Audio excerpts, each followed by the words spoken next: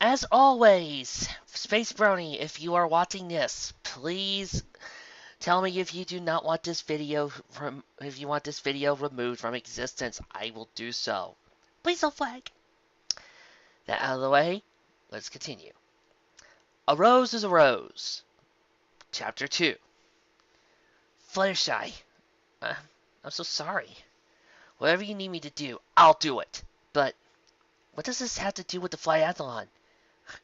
Well, Fluttershy said, her sobbing now reduced to sniffles. I was hoping I could use the prize bits to get it fixed.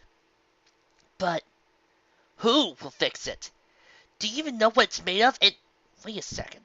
Why would you enter the flyathlon? Couldn't I just win it and give you the prize bits to get you your rose fixed? Because if that's all it takes to get it fixed is some bits, and all it takes is for some bits is for me to win the flyathlon, then consider your rose as good as fixed. Fluttershy stared at Das in shock. You'd do that for me? It was Das's turn to be shocked. Of course. A friend in need is more important than some bits, Fluttershy. And besides, there'll be other races for me to win. Lots of them. Oh, thank you, Rainbow Dash. You're the best friend ever. She squeezed Das in a very warm, tight hug. Oh, Das smiled, returning the embrace. It's nothing. But slow down.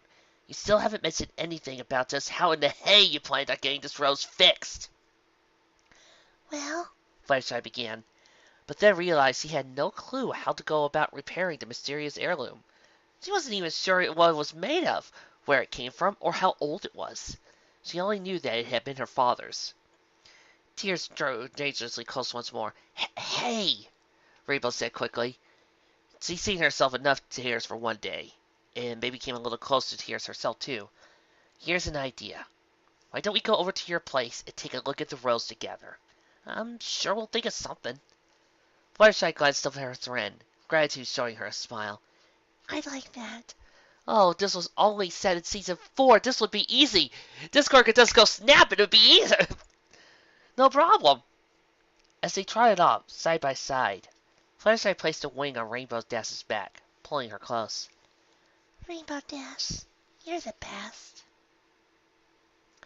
I know, Dash would have normally replied, but she stopped herself. After all that had happened, she realized there was something else she'd rather say. Hey, Fluttershy? Fluttershy glanced inquisitively at Dash. Yes, Rainbow Dash? I'm sorry for laughing at you when you said you were entering the flyathlon. Fluttershy pulled Dash closer. She turned to her friend, responding only with a smile that said more than any words she knew. As they trotted off, two friends, their problems were forgotten, if only for a moment. As they arrived outside the cottage, Fluttershy stopped. Uh, Rainbow Dash, I don't think, What, Fluttershy? I don't think we'll be able to fix it. Dash turned to her. Fluttershy. Right, she said with all the resolve of a competitive flyer. I'm going to make you a promise. I don't care what your rose is made of, or how many bits it'll take to get fixed, or how many pieces it broke into. We're going to get it fixed. Fluttershy's words of gratitude were interrupted as a familiar voice called out. Hi, guys. What are you up to? Fluttershy, could I borrow some Twilight Sparkle? Oh, I'm so glad you're here. Fluttershy exclaimed, jumping in delight. She ran out to Twilight and enveloped her in a great hug. Ugh! Oh, I'm glad to see you too, Fluttershy, Twilight said, amused at this unexpected outburst. Rainbow Dash suddenly realized where this was going. Twilight! Do you know a spell where we can fix things? Twilight's answer was muffled through Fluttershy's continuous hugs. Yes! Of course. It's one of the first... Okay, Fluttershy, you can let go now. First spells I learned. Well, we need to something that needs fixing, said Dash. But first, I think Fluttershy had better explain. Fluttershy grew solemn, though the arrival of Twilight eased her mind considerably. After a moment to gather her thoughts, she began to tell her story once more. Unlike the last time, she had no trouble finding her words. Rainbow Dash, who had heard the story not even an hour ago, found herself welling up once more. Twilight fared no better. Gosh. I'm so sorry, Fluttershy, Twilight said at the end, putting a hoof around her friend. who was staring sadly at the ground. I'll do whatever I can to help. Do you, do you think you could fix it? Fluttershy asked hopefully. Well, I've never really come across anything that an old fixing spell can't repair, so I suppose there's no harm in trying. Rainbow Dash turned to Fluttershy. See? No problemo. If anybody's gonna be able to fix this thing, it's Twilight. She probably won't even have to charge you for it.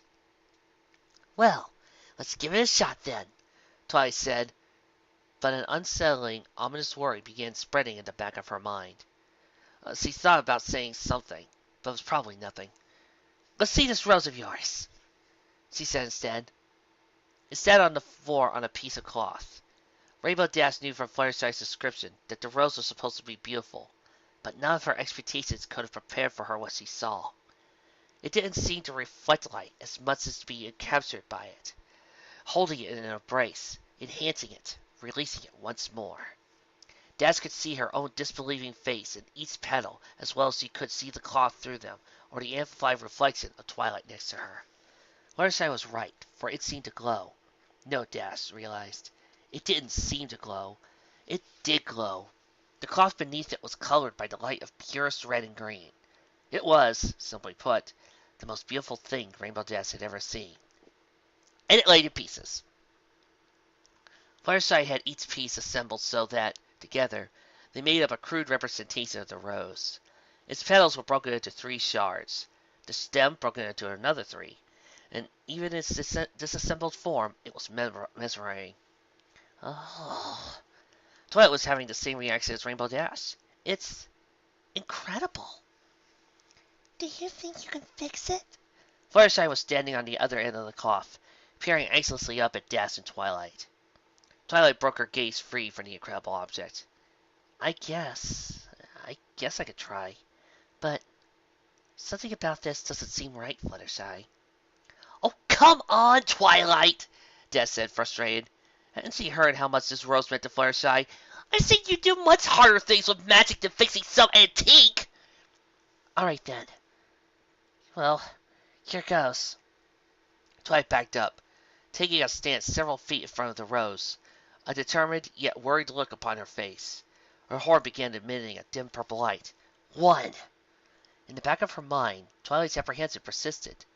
She was missing something. Some detail was being examined. 2. Twilight continued warily, the worry growing. What am I missing? The dull purple light was now a thick violet glow. Think, Twilight, think.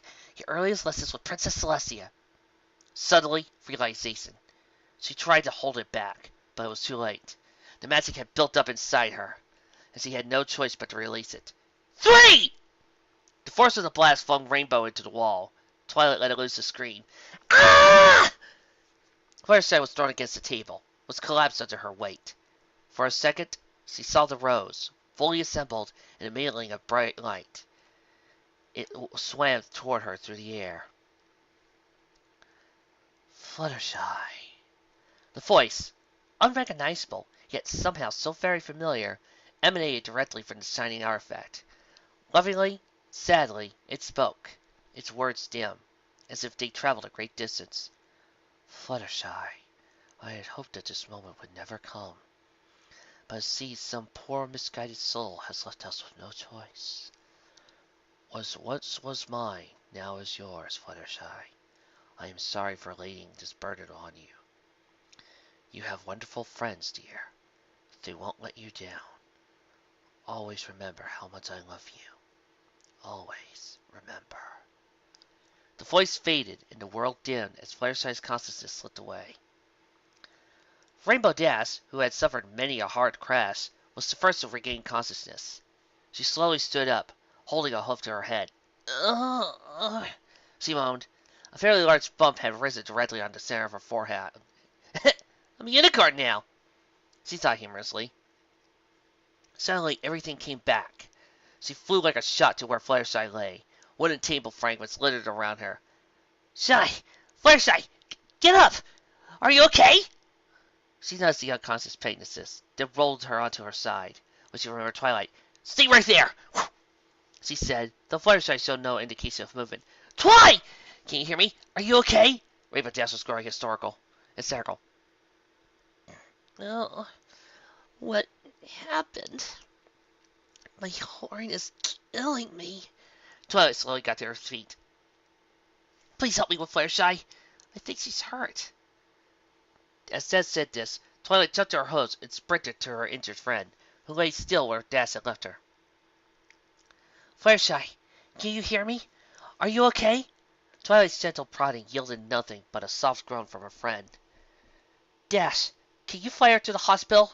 We need to get her care as quickly as... Wait, don't go. Fluttershy pleaded. Though strained, her voice was a clear pain. Fluttershy, we never leave you. We're taking you to get help, explained Das. Father, don't go. Please. Twilight turned to Das with serious concern. She's delirious. We need to get her help, now! In the corner, forgotten in panic, lay the rose.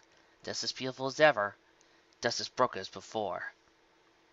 Its 6 stars now glowed with an intense luminescence, as if a dormant force within them had awoken. And let me guess, each one glowed a separate color. Did she just move? Her mind drifted, a lost boat in the fog of sea. In the distance, however, a beacon of light appeared. I think she's waking up. Oh, thanks, Celestia. Slowly, her thoughts began to form order for disorder, from harmony for chaos. The beacon drew nearer, the voices clearer. Did she just say something? A voice, the voice of a friend. They won't let you down. I think she's still delirious. She was talking to herself before we brought her here. Slowly, she opened her eyes, the light unbearably bright at first, sending a jolt of pain through her aching head. As edges came into the focus and her vision became clear, she realized she was in the bed of a care room of Ponyville Hospital. Any other attempts to explore her surroundings were cut short as she was grabbed in a 6-way hug. A mixture of worried, relieved, and distraught baubles surrounded her. I flew you here as quickly as I could. Oh, darling, let me fix your mane for you. I'll bake everything I can find. Fritters, pies, dumplings. Mr. Cake, we're so worried. How are you feeling? The nurse said you should recover just... The chatter slowed to a stop as her friends realized he was preparing to speak. What happened? She groaned, feeling a tender spot on the leg. Rainbow Dash formed her patiently. Your rose, Fluttershy. Don't you remember? Twilight tried to fix it and, well... She gestured at her own bruised self, letting her minor injuries tell the story. Everything came rushing back. The rose, the explosion, her father. Did I really hear that? Was it really him? A part of her couldn't accept it. She couldn't believe that she had actually heard him. Somehow, though, she knew it to be true. He had actually spoken to her. She about to mention this to her friends when she realized just how heavily bruised Rainbow Dash and Twilight appeared to be. Oh my goodness! Are you two okay? Twilight, I heard you yell, and Rainbow Dash, you were the causes. Dash smiled, but the reassuring effect was ruined by the wince of pain as he felt the bump on her head. I've flown into walls before. Nothing I can't handle. Twilight smiled as well. Your bed caught me. I was pretty lucky. Applejack took charge. Fluttershy, Dash and Twilight told us about your rose. You need to help us understand, Fluttershy. Why did this happen? Why was there this accident? I think I know. Every pony gave Twilight her full attention. Rarity, do you remember what I once told you about magic? About the laws? Rarity suddenly understood. Twilight, do you mean to say Fluttershy's heirloom contains magic? Twilight nodded. Pinkie Pie and Applejack stared at each other, puzzled. What in the hell y'all talking about? Rarity explained. Applejack, Pinkie Pie, what Twilight is saying is that magic generally repels other magic. It's the first principle every unicorn learns. Twilight, I don't understand the technical terms. The effect doesn't usually come into play in my designs. Why don't you explain? In an even morose situation, Twilight jumped at the situation to educate. Rarity's correct. It's the first law of magic. Magic repels other magic. The second is that magic performs work. it doesn't eliminate it. So if I were to magically lift this bed, it would require just as much work as if I were to try to physically lift it. That's why unicorns must practice and strengthen their ability to channel magic. The third law is that magic cannot be created or destroyed, only utilized. But I'm getting ahead of myself. Because of the first law, it stands to reason that your rose, Fluttershy, contained a large amount of magic, which explains the huge outburst that occurred when I tried to mend it. When I cast the fixing spell, the rose's magic repelled my own right back at us. Twilight gingerly rubbed a bruise on her leg. Magnified quite a bit, it seems. Des looked at Twilight, her face uncharacteristically deep in thought. Twilight, if the rose contains magic, then how could Fluttershy break it? An object with that much magic inside can't break that easily, right? At least, that's what I remember you telling me once, Twilight. Twilight smiled at her, glad to know that some of her rants had actually landed upon attentive ears. That's why the question right now is, just how did you break the rose, Fluttershy? All eyes turned to Fluttershy. Oh, well, Des sighed, exasperated. Come on, Fluttershy. You've already told us this much. Out with it! Well, Fluttershy said. I don't know. Des fluttered herself up to above Fluttershy's bed, hovering and looking down solemnly at her friend. How don't you know? You told me you broke it! For a second, the only sound was that of Janice's gently flapping wings. Well, Fluttershy finally said. I didn't break it. I just found out that way yesterday. I was in my cottage feeding Angel when I heard a horrible shattering sound from my room. I was so afraid because I thought some pony was robbing me. Then I realized no pony in Ponyville could be so mean. So I waited for a moment, then went into my room. Everything was just fine, except my rose wasn't in the vase. And then, when I walked up to it, I realized it was in the vase, at the bottom, in pieces. She finally said the only thing that had been on her mind since he woke up. During the explosion, I heard my father. He spoke to me through the rose. Twilight Sparkle walked closer to Fluttershy's bed. Fluttershy, you sure about this? You really heard him? Fluttershy nodded. Well, what did... The atmosphere of the serene hospital room exploded as the door threw open with a splintering thud. Which one of you is Twilight Sparkle? Demanded the pony who had burst in, clearly one of Celestia's guards. And a highly ranking one of that, by the looks of his regalia. I am, answered a bewildered Twilight. What's wrong? What happened? Your presence is requested at Carolot, by order of Princess Luna. It's Princess Celestia. Seems she's gone missing. And if this fanfic had been made today, that figure would be Shining Armor.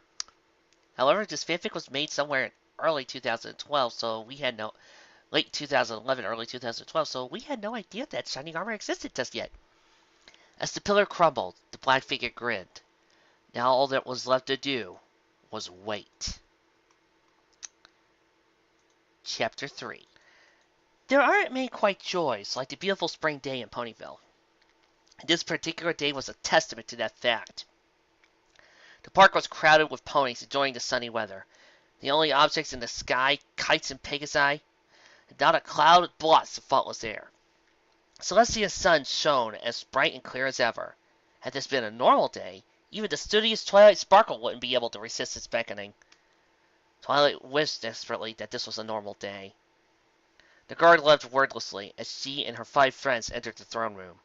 Twilight realized she had never been in this room without Celestia, and how empty it felt without her. Worry swept over her like a fever.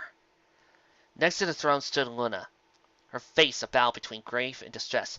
Twilight! She ran to meet the group of friends in the center of the room, who immediately broke into a worried chatter. Luna, tell us everything, demanded Twilight. What happened? When did you notice she was gone? Do you have any ideas where she went? Where was she? I'll do whatever I can help, Luna. I'm sure my friends here. I've never been so sad before. Even the time when I thought my friends didn't like my parties anymore and didn't want to hang out with me and... Thinking her companions broke off when Luna began speaking. Her voice worried, yet soft and firm. Twilight, do you know where magic comes from? Twilight was not expecting this question. Um, well, magic is a force that unicorn ponies can summon to perform work. When a spell is used, the magic flows through the unicorn, with the horn acting as the focal point. Luna, please tell us. Twilight, that is all true. But do you know where it comes from? Twilight was confused. What does this have to do with Celestia's disappearance? How could Luna pursue such trivial topics when there was so much on the line? Even in a time of distress, however, she couldn't stand to ignore a challenge of her intelligence. She shut her eyes tightly and attempted to recall her earliest lessons with Celestia about the very basics of magic. Well, I always thought... I just thought it was created inside the unicorn when he or she needed it. Luna, please, tell us everything you know about where Celestia... Twilight, what is the third law of magic? Luna, we really don't... The determined look on Luna's face spoke for her. Magic cannot be created or destroyed, only utilized. Twilight recited. Applejack, frustrated with the idle talk, interjected. Luna, I'm sure your little trivia can't wait. There must be something we can do for Celestia. If I... Twilight, Luna began, ignoring Applejack's outburst. You said that you thought that magic was created inside the unicorn. Yet, the third law states that all magic in the universe already exists, correct? The darker portion of Luna's mind was disappointed with Twilight's lack of understanding. Was this really the best pupil Celestia had ever taught? Her pure, reformed side, however, was too sick to worry or to pay heed to her repressed, cynical nature. Twilight suddenly understood. Luna, so if the third law is true, and magic can't be created, then that means all magic in the universe already exists? But if that's true, then where does it all come from? In the wake of this enormous realization, even Celestia's disappearance seemed necessary. How had she never thought about this before? She had studied magic all her life, honed her own skills with an incredible amount of talent. She never bragged, but even she knew she was likely one of the greatest spellcasters to ever live. Twilight was overwhelmed. Her life's work, the subject of all her dedication, she didn't even know where it came from. While Twilight stared vacantly at the corner of the room, deep in thought, Luna explained to the others. Do you see? Magic isn't conjured from thin air. There is a source. When a unicorn uses his or her magic, it is drawn from the source. Rarity looked at Luna in shock. Is this true? Somewhere out there is a whole pile of magic that just sits here while we use it? In a sense, yes. Applejack spoke up impatiently once more. Princess, this has been a great lesson, but we've got a huge problem right now. Just think of what'll happen when the sun doesn't come up tomorrow. All of Equestria will be like a cow ranch with a rattler run loose. Every pony will panic. Not to mention that Celestia herself is in danger. So I can't even think of anybody who want to mess with her. Discord, Sombra, a fully powered Sunset Shimmer, Tyrak, and the male pony who keeps forgetting to deliver her soda jump that day. I'm watching you. So if you excuse my friends and I, we gotta go find the princess. Come on, Twilight, Rarity, Dash, Fluttershy, Pinky. She turned to leave, looking back to ensure her friends were following. Then reluctantly returned when she realized they weren't. So to the patient, thoughtless moron. A small part of Luna spoke out. Who does she think rose the sun today? If it wasn't for me, there would be less panic. This dark part of her was merely a reflex now, however. It was quickly quelled by her kinder, renewed temperament. She's only anxious because the princess is missing. She's probably still shaken from the outburst of the Guardian Rose. Be patient with her. Applejack, Luna explained softly, a trick she had learned from Celestia. I assure you that I'm as worried for Celestia as you are. Perhaps more so, because I can understand the gravity of the situation. I promise if you take a chance to listen, everything will become clear. Applejack nodded reluctantly, but respectfully, returning to her line of friends. Twilight, who had been deep in thought during this exchange, finally came out of her contemplative isolation. Luna, there's a source of magic somewhere, correct? If magic cannot be created or destroyed, then where did it all come from? How was the source of magic created? Her mind couldn't break free of the paradox. Magic cannot be created, yet magic exists. Therefore, magic must have been created, but magic cannot be created. But it exists, so it must have been created, but it can't be created. Twilight, magic wasn't created. The third law holds true. Magic always was, and always has been. Magic existed before time, and will probably outlast the lifespan of the universe. Pinkie Pie spoke out for the first time. So, Princess Luna, if there's just some big old pile of magic laying around out there, then what if somebody uses this all up? Like, what if Verity has to make a really big dress and uses it all up magic? It does when Spike took that super long bubble bath and Ponyville didn't have hot water for days. Luna couldn't help but smile at Pinkie's curious logic. She grew serious once more, however, as she was near to the break making the point she had planned on making the entire time. If she didn't allow Twilight and her friends to come to the conclusions themselves, however, they'd never fully understand. Pinkie, what you first realize is that there's an enormous amount of magic in this universe.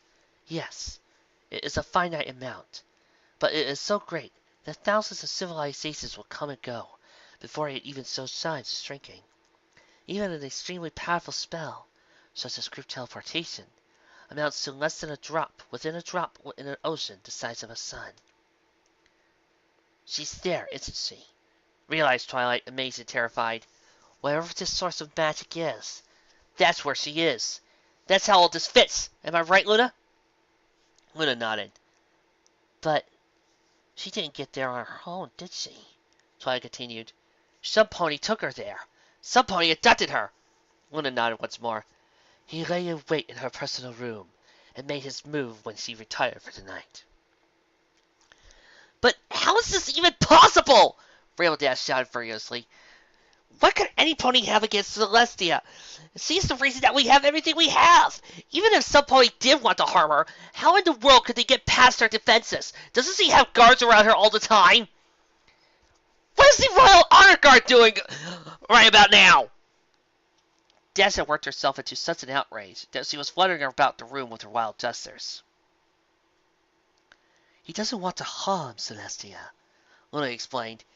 If anything, he needs her alive and well. And besides her guards, she doesn't believe in high security.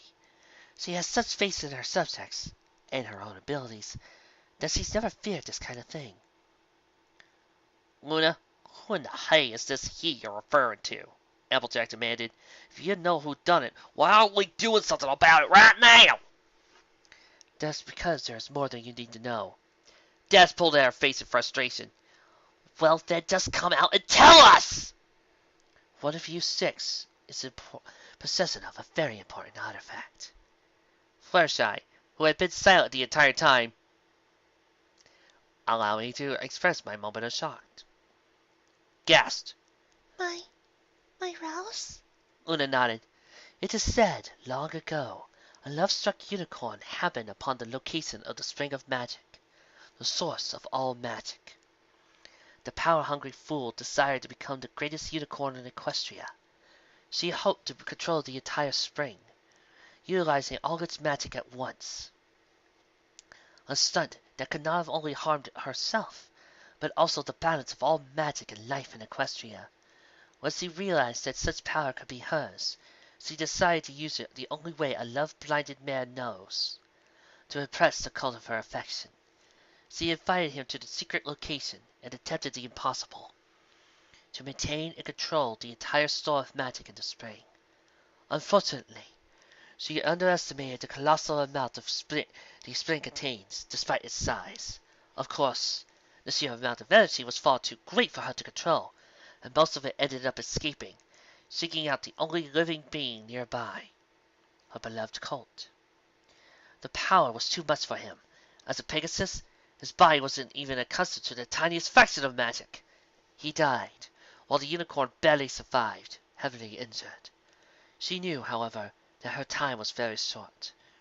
She chose the first object that crossed her vision to become the guardian of the spring. A safeguard intended to protect the spring from foolish, dangerous ponies like herself. That object happened to be a lone rose growing in the shadow of the spring. What became the guardian rose after that, no pony can say.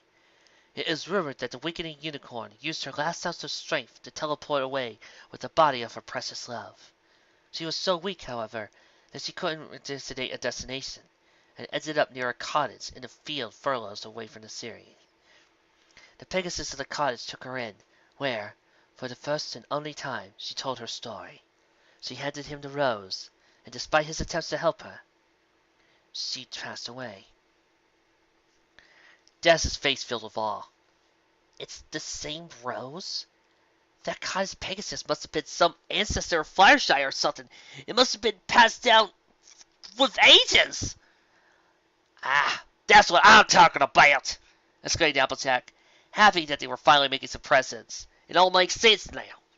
Fluttershy, we just take your rose to that spring thingy. It does its magic, flexes the spring, and will definitely take Celestia home.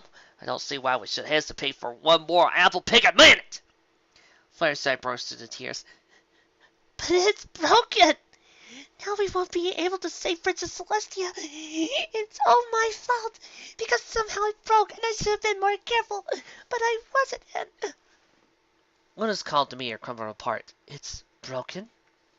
But that shouldn't even be possible. An artifact of that enormous magical magnitude, it can't simply break. Here, look. She drew out a tiny box between her primary and secondary wing. Luna anxiously lifted the lid, but before she had time to exclaim over the rose's broken nectar, a brilliant light burst through the opening, as if a window to the sun. The 7 ponies in the room covered their eyes and gasped collectively in surprise. When the light faded a second later, they gasped once more. You know, somehow, I knew this kind of thing was going to happen, smiled Applejack. The hooves of each of the 6 friends sat one of the 6 pieces of the rose, pulsating gently with light, coloring in the room with a mixture of lucid red and green. Incredible, exclaimed Luna. Nah, Applejack said nonchalantly. We've seen this kind of thing before. Your friends won't let you down, breathed Fluttershy. When she saw every pony was staring at her, waiting, she explained, That's what my father said when he spoke to me through the rose. She recited the entire message for him. It had been embedded into her every thought, and she knew each word heart by heart, and could still inherit in her memory exactly how he had said them. Always remember how much I love you, she ended, the tears surfacing once more. While Pinkie Pie embraced Fluttershy in a hug, Luna considered the implication of the rose fragments. I think you're all supposed to go together. Seems like it, Applejack said. Luna laughed grimly. Hold on. Twilight was once more staring at the ground in thought. Luna, I think there's something you haven't yet to explain to us. Ah, so we're finally here, she thought. Luna, continued Twilight, what is this cult trying to accomplish? What does he want with Princess Celestia? To control all the magic in the universe? To do what the unicorn intended so long ago? Twilight, Luna began, I have told you that the store of magic is so incredibly vast that even the most powerful of spells have negligible effect, even in the course of millions of years. Twilight nodded, then noticed Luna was hesitating. Please continue, Luna. We want to know everything. There is one spell, however, that requires an enormous amount of magic. Such a massive amount is required that no pony is even sure there exists enough magic in the universe.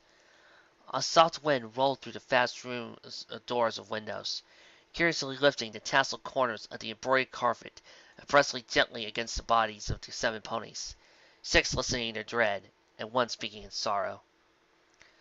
Our misguided cult is attempting to undo death, Luna said. He is trying to return some pony to this world. And once again we come to the end of the next 2 chapters. I think my only problem with the second part of these 2 is Applejack. She just felt more Rainbow Dash in her impatientness. I mean, I know Applejack could be stubborn and she could be a bit hard-headed, but golly, it felt like she was challenging Rainbow Dash for every single minute. I mean, I guess it's because he's worried over Celestia. I guess I can forgive that. But it just feels kind of weird that it's Applejack who's saying, "All right, come on, girls, let's get a move on. I got an apple bucket to do. I got to put Apple Blue in the back of the bed, and then I gotta take care of Big Mac. Let's get a move on, people!" That's how it felt like to me. But that doesn't take away from the rest of the story. Once again, this fic does some good world building by giving us the three laws of magic and the fountain of magic, stating that yes, like energy or matter, yeah, it cannot be, neither can be created nor destroyed, only slightly changed. Remember, the third law, one of the first laws of the law of conservation of energy states that energy cannot be created nor destroyed, only redirected into another form. The same goes for matter. Matter cannot be created nor destroyed, only changed. And that's what I like about the law of magic here. It gives us a simple basis. Something that, some writers, Chokasana, don't believe in. They believe that magic is just something you could just throw in and go, "Oh, I'm done." But magic does have rules, like science. And that's what this fic does a really good job of. It remembers that. Even also showing that magic also involves work, how much pressure it involves. I also tend to enjoy Luna in this. It's kind of odd seeing a season 1 Luna after dealing with my favorite Luna so long. You know the one! Citizens of Ponyville! But I can understand. This fic was made back at the time before we knew Luna as the awesome mayor of herself. Another thing I had to enjoy about these particular two chapters is Rainbow Dash and Fluttershy. As I said in an earlier video, I am a Fluttershy fan, mainly because, for another reason, their relationship can be interpreted so many ways. And just look at these two. They're so chubby together. They're so friendly and cuddly and talking to each other about how much they enjoy each other's company and comforting. I just love it. It fills me with such a warm bit of glee. Actually, this whole entire fic's filled with moments like this where the girls are just being really friendly toward one another. Pinkie Pie was enjoyable as always, just a little bit mad and hyper, and of course Twilight, well, being my favorite dork. This fic this fic also feels like it's moving at a good brisk pace. We already got a setup for the quest, we already know where we're going, and now we've already got 6 pieces of rows, which also gives reason for the other main 5 to join Fluttershy on our quest. Well, I think we'll stop there for today. I'll be seeing you guys next time as we further into the spring of all magic.